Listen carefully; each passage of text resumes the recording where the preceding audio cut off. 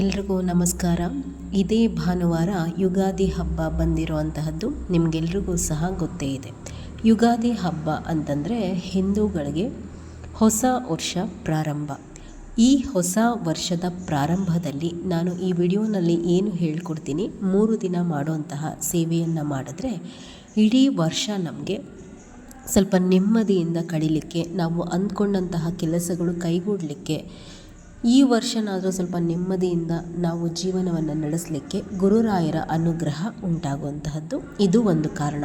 ಅದರ ಜೊತೆಗೆ ಅಂದರೆ ನಾನು ಏನಕ್ಕೆ ಈ ಸೇವೆ ಮಾಡಬೇಕು ಅಂತ ಹೇಳ್ತಾ ಇರೋದು ಅಂತಂದರೆ, ಮೊದಲು ಹೇಳಿದ ಕಾರಣ ಒಂದು. ಇನ್ನೊಂದು ಕಾರಣ ಏನು ಅಂತಂದರೆ, ಹೊಸ ವರ್ಷ ಪ್ರಾರಂಭ ಆದಾಗ ಪ್ರತಿಯೊಬ್ಬರ ರಾಶಿ ಫಲವೂ ಸಹ ಬದಲಾಗುತ್ತೆ. ಅಂದರೆ ಹೊಸ ವರ್ಷಕ್ಕೆ ಪ್ರತಿಯೊಬ್ಬರ ರಾಶಿ ಫಲದಲ್ಲೂ ಬದಲಾವಣೆ ಆಗಿ ನಮ್ಮ ರಾಶಿಗೆ ಏನಾದರೂ ಅಶುಭ ಫಲಗಳು ಇದ್ದಾಗ ರಾಯರು ಅದನ್ನು ಏನು ಮಾಡ್ತಾರೆ, ನಾವು ಈ ಸೇವೆಯನ್ನು ಮಾಡೋದ್ರಿಂದ ಆ ಅಶುಭ ಫಲಗಳನ್ನು ಕೊನೆಗಾಣಿಸಿ ನಮಗೆ ಹೊಸ ವರ್ಷದಲ್ಲಿ ಸುಖ ಸಂತೋಷ ನೆಮ್ಮದಿಯನ್ನು ಅನುಗ್ರಹ ಮಾಡ್ತಾರೆ. ಹಾಗಾಗಿ ಹೊಸ ವರ್ಷದ ಪ್ರಾರಂಭದಲ್ಲಿನೇ ನಾವು ರಾಯರ ಈ 3 ದಿನದ ಸೇವೆಯನ್ನು ಮನೆಯಲ್ಲಿ ಮಾಡಿದ್ರೆ ನಮಗೆ ಬಹಳ ಒಂದು ಶುಭ ಫಲಗಳು ದೊರೆಯುವಂತಹದ್ದು. ಇಡೀ ವರ್ಷ ನಮಗೆ ಒಂದು ನೆಮ್ಮದಿ ಅನ್ನುವಂಥದ್ದು ಇರ್ಬೋದು, ಅಥವಾ ಏನಾದರೂ ಒಂದು ಕೆಲಸಕ್ಕೆ ಕಾರ್ಯಕ್ಕೆ ನಾವು ಕೈ ಹಾಕಿದ್ರೆ ಅದು ಕೈಗೂಡುವಂಥದ್ದು ಇರ್ಬೋದು. ಎಲ್ಲದರಲ್ಲೂ ಸಹ ರಾಯರು ಒಂದು ಅನುಗ್ರಹವನ್ನು ಮಾಡ್ತಾರೆ. ಯಾವ ರೀತಿ ಮಾಡುವಂತಹದ್ದು ಈ ಸೇವೆಯನ್ನು ಅಂತಂದರೆ ನೋಡಿ, ಶುಕ್ರವಾರ ಪ್ರಾರಂಭ ಮಾಡ್ಕೋಬೇಕಾಗತ್ತೆ ಈ ಸೇವೆಯನ್ನು.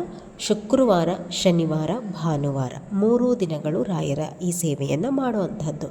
ಈ ಸೇವೆಯನ್ನು ಮಾಡುವಂತಹವರು 3 ದಿನಗಳ ಕಾಲ ದಯಮಾಡಿ ಮನೆಯಲ್ಲಿ ನಾನ್ ವೆಜ್ ಮಾಡಬೇಡಿ. ಪ್ರತಿನಿತ್ಯ ನೆಲ ಒರೆಸಿ ಆದಷ್ಟು ಬೆಳಗ್ಗೆನೇ ಪೂಜೆಯನ್ನು ಮಾಡ್ಕೋಬೇಕು. ಸಮಯ ಎಲ್ಲ ನಾನು ಮುಂದೆ ಹೇಳ್ತೀನಿ. ಶುಕ್ರವಾರ ಮನೆಯೆಲ್ಲ ಸ್ವಚ್ಛ ಮಾಡಿಕೊಂಡು ದೇವರ ಮನೆಯೆಲ್ಲ ಕ್ಲೀನ್ ಮಾಡ್ಕೊಳ್ಳಿ. ಹೇಗೆಲ್ಲ ನೀವು ಬೇರೆ ದೇವರುಗಳಿಗೆ ಹೂಗಳನ್ನೆಲ್ಲ ಹಾಕ್ತೀರಾ ಆ ರೀತಿ ಹಾಕಿ ಅಲಂಕಾರವನ್ನು ಮಾಡ್ಕೊಳ್ಳೋ ಅಂಥದ್ದು. ರಾಯರ ಫೋಟೋವನ್ನು ಪ್ರತಿನಿತ್ಯ ಒರೆಸ್ಬೇಕು. ಅಂದರೆ 3 ದಿನವೂ ಒರೆಸ್ಬೇಕಾಗತ್ತೆ.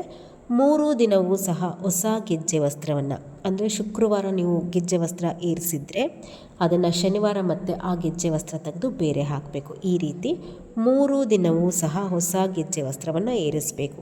18 ಎಳೆ ಗೆಜ್ಜೆ ವಸ್ತ್ರವನ್ನೇ ನಾವು ಹಾಕಬೇಕಾಗತ್ತೆ. 3 ದಿನವೂ ಸಹ ತಪ್ಪದೆ ತುಳಸಿಯನ್ನು ಏರಿಸಬೇಕು ರಾಯರಿಗೆ. ಮತ್ತು 3 ದಿನವೂ ಸಹ ಏನಾದರೂ ನೈವೇದ್ಯವನ್ನು ಇಡಬೇಕು. ರಾಯರ ಮುಂದೆ 2 ತುಪ್ಪದ ದೀಪವನ್ನು ಹಚ್ಚಬೇಕಾಗತ್ತೆ. ಈ ಸೇವೆಯನ್ನು ಮಾಡೋದಕ್ಕಿಂತ ಮುಂಚೆ ದಯಮಾಡಿ ನಾನು ಯಾವ ರೀತಿ ಹೇಳ್ಕೊಡ್ತೀನಿ ಅದೇ ರೀತಿ ಸಂಕಲ್ಪ ಮಾಡ್ಕೊಳ್ಳಿ. ಸಂಕಲ್ಪವನ್ನು ಹೇಗೆ ಮಾಡ್ಕೊಳ್ಳೋ ಅಂಥದ್ದು ಅಂತಂದರೆ, ಬಲಗೈಯಲ್ಲಿ ಅಕ್ಷತೆ ಮತ್ತು ಹೂವನ್ನು ಇಡ್ಕೋಬೇಕು. ಸಂಕಲ್ಪಕ್ಕೆ ಯಾವಾಗಲೂ ನಾವು ಹಳದಿ ಅಕ್ಷತೆಯನ್ನೇ ಬಳಸ್ಕೋಬೇಕಾಗತ್ತೆ. ಇಡ್ಕೊಂಡು ನಾನು ಈಗೇನು ಹೇಳ್ಕೊಡ್ತೀನಿ ಅದನ್ನು ಬರ್ಕೊಂಬಿಡಿ ಎಲ್ಲಾದರೂ. ಆದ್ಯ ಪುರಾಣೆ ಮನ್ವಂತರ ಶಕೆ ಕ್ರೋಧಿ ನಾಮ ಸಂವತ್ಸರೆ ಪಾಲ್ಗುಣ ಮಾಸೆ ಮಮ, ನಿಮ್ಮ ಹೆಸರು ಹೇಳ್ಕೊಳ್ಳಿ, ನಾಮಧೇಯಸ್ಯ, ನೀವು ಹೆಣ್ಮಕ್ಳು ಮಾಡ್ತಾಯಿದ್ರೆ ನಿಮ್ಮ ಯಜಮಾನರ ಹೆಸರು, ಮಮ ಯಜಮಾನಸ್ಯ, ನಿಮಗೆ ಮಕ್ಕಳಿದ್ರೆ ಅಂತಂದರೆ ಗಂಡು ಮಕ್ಕಳಿದ್ರೆ ಮಮ ಪುತ್ರ, ಹೆಣ್ಮಕ್ಳಿದ್ರೆ ಮಮ ಪುತ್ರಿ. ನಿಮ್ಮ ತಂದೆ ತಾಯಿ ಯಾರಾದರೂ ಮದುವೆ ಆಗದಿಲ್ದಿರುವಂಥವ್ರು ಮಾಡ್ತಾಯಿದ್ರೆ ಮಮ ಮಾತಾ, ಮಮ ಪಿತಾ, ಅವರ ಹೆಸರೆಲ್ಲವನ್ನೂ ಸಹ ಹೇಳ್ಕೊಂಡು, ಈಗ ನಾನು ಮಧ್ಯೆ ಹೇಳಿದೆ, ಪೂರ್ತಿಯಾಗಿ ಬರೀ ನಾನು ಮಂತ್ರವನ್ನು ಮಾತ್ರ ಹೇಳ್ತೀನಿ ಸಂಕಲ್ಪ ಮಾಡ್ಕೊಳ್ಳೋ ಅಂಥದ್ದು. ಬರ್ಕೊಳ್ಳಿ.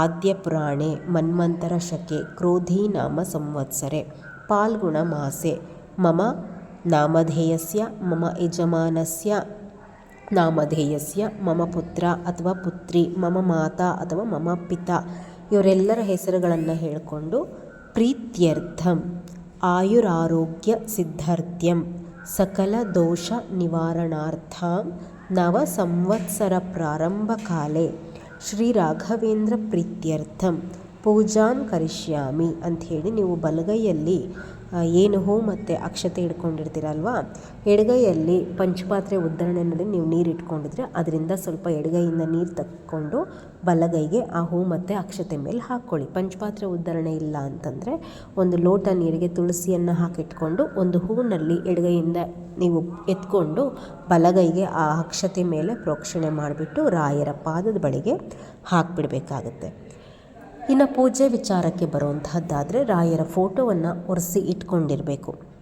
ಮೊದಲು ಹೆಣ್ಣುಮಕ್ಕಳು ಈ ಪೂಜೆಯನ್ನು ಮಾಡ್ತಾಯಿದ್ರೆ ತುಳಸಿ ಪೂಜೆಯನ್ನು ಮಾಡಿಕೊಂಡು ತುಳಸಿ ಬಳಿ ದೀಪವನ್ನು ಹಚ್ಚಿ ಹೊಸ್ತಲಿಗೆ ಕ್ಲೀನಾಗಿ ಹೊಸ್ತಲನ್ನು ತೊಳ್ಕೊಂಡು ಅರಿಶಿಣ ಕುಂಕುಮ ರಂಗೋಲಿ ಹಾಕಿ ಸಿದ್ಧ ಮಾಡ್ಕೊಳ್ಳಿ, ಹೂಗಳನ್ನೆಲ್ಲ ಇಟ್ಟು. ಇದಾದಮೇಲೆ ನೀವು ದೇವರ ಮನೆಯಲ್ಲಿ ಏನು ದೀಪಗಳನ್ನು ಅಂಟಿಸ್ತೀರ ಅದನ್ನು ಹಚ್ಕೊಳ್ಳೋದಕ್ಕೆಲ್ಲ ಸಿದ್ಧ ಮಾಡಿಕೊಂಡು, ದೀಪ ಹಚ್ಚೋದಕ್ಕಿಂತ ಮುಂಚೆ ನಿಮ್ಮ ಮನೆ ದೇವರು ಯಾವುದೇ ಆಗಿರಲಿ ಈ ಸೇವೆಗೆ ಅವರ ಅಪ್ಪಣೆಯನ್ನು ತಗೊಳ್ಳೋ ಅಂಥದ್ದು. ಯಾವ ರೀತಿ? ಎಲೆ ಅಡಿಕೆನಲ್ಲಿ 11 ರೂಪಾಯಿಯನ್ನು ಇಟ್ಬಿಟ್ಟು 2 ಬಾಳೆಹಣ್ಣನ್ನು ಇಟ್ಬಿಟ್ಟು ಅವರಲ್ಲಿ ನಿವೇದನೆ ಮಾಡಿಕೊಳ್ಳಿ. ಈ ರೀತಿ ನಾನು ರಾಯರ 3 ದಿನದ ಸೇವೆಯನ್ನು ಹಿಡಿತಾ ಇದ್ದೀನಿ, ಹೊಸ ವರ್ಷಕ್ಕೆ ಎಲ್ಲವೂ ಸಹ ನಮ್ಮ ಮನೆಗೆ ನಮಗೆ ಒಳಿತಾಗಲಿ ಅಂತ ಹೇಳಿ, ನಿಮ್ಮ ಆಶೀರ್ವಾದ ಅನುಗ್ರಹವೂ ಸಹ ನಮಗೆ ಬೇಕು ಅಂತ ಹೇಳಿ ನಿಮ್ಮ ಕುಲದೇವರು ಯಾವುದೇ ಆದರೂ ಪ್ರಾರ್ಥನೆಯನ್ನು ಮಾಡಿಕೊಂಡು, ಗಣಪತಿ ಇದ್ದರೆ ಗಣಪತಿ ಪೂಜೆಯನ್ನು ಮೊದಲು ಮಾಡಿಕೊಂಡು ವಿನಾಯಕನನ್ನು ಸಹ ಬೇಡ್ಕೊಳ್ಳಿ. ಈ ಸೇವೆಯ ಸಂಪೂರ್ಣ ಫಲವನ್ನು ನೀವು ಸಹ ನಮಗೆ ದಯಪಾಲಿಸಿ ಅಂತ ಹೇಳಿ ವಿನಾಯಕನ ಸ್ಮರಣೆ ಮಾಡ್ದಲೇ ಯಾವುದೇ ವಿಶೇಷ ವ್ರತ ಸೇವೆ ಪೂಜೆಗಳನ್ನ ಮಾಡಬಾರ್ದು. ಇದಾದ ಮೇಲೆ ದೇವರ ಮನೆಯಲ್ಲಿ ಏನಿರುತ್ತೆ ದೀಪವನ್ನು ಅಂಟಿಸ್ಕೊಳ್ಳೋ ಅಂಥದ್ದು. ದೀಪ ಹಚ್ಚಿದ್ದಾದಮೇಲೆ ರಾಯರ ಬಳಿ ನೀವು 2 ತುಪ್ಪದ ದೀಪವನ್ನು ಇಟ್ಕೊಳ್ಳಿ, ಸಾಕು. ಅದನ್ನು ಹಚ್ಕೊಳ್ಳಿ. ಹಚ್ಚಿದ್ದಾದಮೇಲೆ ಧೂಪ ತೋರಿಸಿ, ಅಂತಂದರೆ ಊದುಗಡ್ಡಿಯನ್ನು ಬೆಳಗಬೇಕು. ಮಾಮೂಲಿ ನೀವು ದೇವ್ರ ಮನೆಯಲ್ಲಿ ಹೇಗೆ ಪ್ರತಿನಿತ್ಯ ಊದುಗಡ್ಡಿಯನ್ನು ಬೆಳಗ್ತೀರಾ ಆ ರೀತಿ ಬೆಳಗ್ಕೊಳ್ಳಿ. ಮೊದಲು ವಿನಾಯಕನಿಗೆ ಬೆಳಗಿ, ನಿಮ್ಮ ಕುಲದೇವರಿದ್ದರೆ ಫೋಟೋ ಇಟ್ಕೊಂಡಿದ್ರೆ ನಿಮ್ಮ ಕುಲದೇವರಿಗೆ ಬೆಳಕೊಂಡು, ವಾಯುದೇವರು ಅಥವಾ ಶ್ರೀಮನ್ ಮಹಾವಿಷ್ಣುವಿನ ಯಾವುದೇ ಸ್ವರೂಪದ ಒಂದು ಫೋಟೋ ಇದ್ದರೆ ಮೊದಲು ಅದಕ್ಕೆಲ್ಲ ಬೆಳಗ್ಬಿಟ್ಟು ಆಮೇಲೆ ರಾಯರಿಗೆ ನೀವು ಧೂಪವನ್ನು ತೋರಿಸ್ಬೇಕು. ಧೂಪ ತೋರಿಸಿದ್ದಾದಮೇಲೆ ವಿಷ್ಣು ಸಹಸ್ರನಾಮವನ್ನು ತಪ್ಪದೆ ಪಾರಾಯಣ ಮಾಡ್ಕೋಬೇಕಾಗತ್ತೆ. ರಾಯರ ಯಾವುದೇ ಒಂದು ವಿಶೇಷ ಸೇವೆ ಪೂಜೆಗಳನ್ನು ಮಾಡುವಾಗ ಮಹಾವಿಷ್ಣುವನ್ನು ನಾವು ಸ್ಮರಿಸ್ತಲೇ ಬರೀ ರಾಯರ ಪೂಜೆಯನ್ನೇ ಮಾಡೋದ್ರಿಂದ ಸಂಪೂರ್ಣ ಫಲ ನಮಗೆ ದೊರೆಯಲ್ಲ. ಯಾಕೆಂದರೆ ರಾಯರು ವಿಷ್ಣುವಿನ, ರಾಮನ, ಕೃಷ್ಣನ ಆರಾಧಕರು.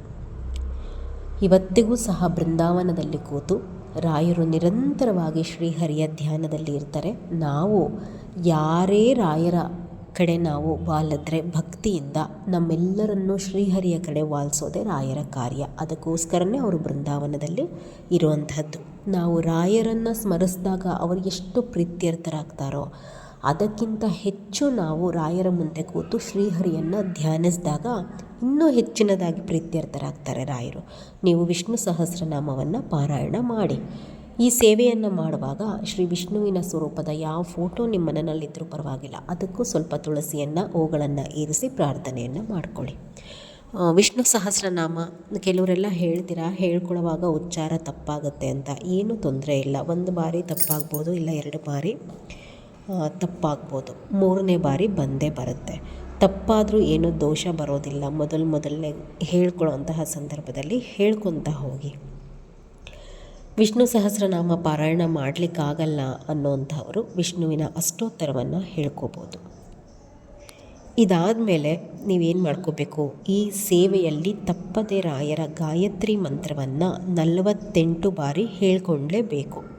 ಇದು ಕಂಪಲ್ಸರಿ. ರಾಯರ ಗಾಯತ್ರಿ ಮಂತ್ರ ಬಹಳ ಶಕ್ತಿಶಾಲಿಯಾದಂತಹ ಒಂದು ಮಂತ್ರ. ನಮ್ಮ ಕಷ್ಟ ಕಾರ್ಪಣ್ಯಗಳನ್ನು ಕಳೆಯೋದಕ್ಕೆ ಸಹಾಯವನ್ನು ಇದು ನಮಗೆ ಸೇವೆಯ ಸಂದರ್ಭದಲ್ಲಿ ಮಾಡುತ್ತೆ. ಹೀಗಾಗಿ ಭಕ್ತಿಯಿಂದ ರಾಯರ ಗಾಯತ್ರಿ ಮಂತ್ರ ಪಾರಾಯಣ ಮಾಡ್ಕೊಳ್ಳಿ, ರಾಯರ ಅಷ್ಟೋತ್ತರವನ್ನು ಹೇಳ್ಕೊಳ್ಳಿ. ಇವೆರಡು ಕಂಪಲ್ಸರಿ. ಇದರ ಜೊತೆಗೆ ನಿಮಗೆ ಯಾವುದಾದರೂ ರಾಯರ ಬೇರೆ ಸ್ತೋತ್ರ ಬರುತ್ತೆ, ನಮಗೆ ಸಮಯ ಇದೆ ಅನ್ನೋಂಥವರು ಬೇರೆ ಸ್ತೋತ್ರಗಳನ್ನು ಹೇಳ್ಕೋಬೋದು. ಹೆಣ್ಮಕ್ಳು ಗುರು ಸ್ತೋತ್ರವನ್ನು ದಯಮಾಡಿ ಹೇಳ್ಕೊಳ್ಲಿಕ್ಕೆ ಹೋಗಬೇಡಿ. ನಮಗೆ ಇದ್ಯಾವುದು ಬರಲ್ಲ, ನಾವು ಓದಿಲ್ಲ, ಬರೆದಿಲ್ಲ ಅನ್ನೋಂಥವ್ರು ನಾನು ಏನು ಪೂಜೆ ವಿಧಾನ ಹೇಳಿಕೊಟ್ಟೆ ಅದೆಲ್ಲವನ್ನು ಮಾಡಿಕೊಂಡು ಸ್ತೋತ್ರದ ಅಥವಾ ಈ ಶ್ಲೋಕಗಳ ಬದಲಾಗಿ ಓಂ ಶ್ರೀ ರಾಘವೇಂದ್ರಾಯ ನಮಃ ಅನ್ನುವಂತಹ ಒಂದು ಇಷ್ಟಾಕ್ಷರ ಮಂತ್ರವನ್ನು 108 ಬಾರಿ ಹೇಳ್ಕೊಳ್ಳಿ. ರಾಯರ ಮುಂದೆ ಕೂತ್ಕೊಂಡು ಸಾಕಾಗುತ್ತೆ. ಇದಾದಮೇಲೆ ನಿಮಗೇನು ಶಕ್ತಿ ಇರುತ್ತೆ ಆ ನೈವೇದ್ಯವನ್ನು ರಾಯರಿಗೆ ಇಟ್ಬಿಟ್ಟು ಪಂಚಾರತಿಯನ್ನು ಮಾಡಿ. ಹೂಬತ್ತಿಗಳನ್ನು ತುಪ್ಪದಲ್ಲಿ ನೆನೆಸಿ 5 ಹೂಬತ್ತಿಗಳಿಂದ ರಾಯರಿಗೆ ಆರತಿಯನ್ನು ಮಾಡುವಂತಹದ್ದು ಪಂಚಾರತಿ. ಇದಾದಮೇಲೆ ಮಹಾಮಂಗಳಾರತಿಯನ್ನು ಮಾಡ್ಕೊಳ್ಳೋವಂಥದ್ದು. ಮಹಾಮಂಗಳಾರತಿ ಆದಮೇಲೆ ಕೈಯಲ್ಲಿ ಸ್ವಲ್ಪ ಹೂ ಮತ್ತು ಅಕ್ಷತೆಯನ್ನು ಹಿಡಿದು 3 ಸುತ್ತು ಹಾಕಿ ಸುತ್ತ ಹಾಕೋದು ಅಂದರೆ ಅದರಲ್ಲೂ ಕನ್ಫ್ಯೂಷನ್ ಮಾಡ್ಕೋತೀರ. ರಾಯರ ಫೋಟೋ ಸುತ್ತ ಅಲ್ಲ, ನಾವು ದೇವಸ್ಥಾನದಲ್ಲಿ ಪ್ರದಕ್ಷಿಣೆಯನ್ನು ಹಾಕ್ಕೋತೀವಲ್ಲ ನಮ್ಮ ಸುತ್ತ, ನಾವು ಆ ರೀತಿ 3 ಸುತ್ತು ಸುತ್ತಬಿಟ್ಟು ನಮ್ಮ ಕೈಯಲ್ಲಿರೋ ಹೂ ಮತ್ತು ಅಕ್ಷತೆಯನ್ನು ರಾಯರ ಪಾದದ ಬಳಿಗೆ ಹಾಕಿಬಿಟ್ಟು, ಏನಾದರೂ ನಮ್ಮ ಪೂಜೆ ಪುನಸ್ಕಾರದಲ್ಲಿ ತಪ್ಪಾಗಿದ್ದರೆ ದಯಮಾಡಿ ನಮ್ಮ ಮೇಲೆ ಕ್ಷಮೆ ಇರಲಿ, ನಿಮ್ಮ ಅನುಗ್ರಹ ಇರಲಿ ಅಂತ ಹೇಳಿ ಕೇಳಿಕೊಂಡು ಅದನ್ನು ಅವರ ಪಾದದ ಬಳಿಗೆ ಹಾಕಿ ನಮಸ್ಕಾರ ಮಾಡಿಕೊಳ್ಳಿ. ಆವಾಗ ನಿಮ್ಮ ಪೂಜೆ ಸಂಪೂರ್ಣ ಆಗುತ್ತೆ. ಇದು ಸೇವೆ ಮಾಡುವಂತಹ ವಿಧಾನ. ಶುಕ್ರವಾರ ಮತ್ತು ಶನಿವಾರ ಈ ರೀತಿಯಾಗಿ ಮಾಡ್ಕೊಳ್ಳಿ. ನೆಕ್ಸ್ಟ್ ವಿಡಿಯೋನಲ್ಲಿ ಹಬ್ಬದ ದಿನದ ನಿಮ್ಮ ಸೇವೆ ಹೇಗಿರಬೇಕು ಅನ್ನುವಂತಹ ವಿಡಿಯೋವನ್ನು ಅಪ್ಲೋಡ್ ಮಾಡ್ತೀನಿ. ನಿಮ್ಗೆ ಯಾರೆಲ್ಲ ಗೊತ್ತಿದ್ದಾರೆ ದಯಮಾಡಿ ಅವರೊಟ್ಟಿಗೆ ಈ ವಿಡಿಯೋವನ್ನು ಹಂಚ್ಕೊಳ್ಳಿ.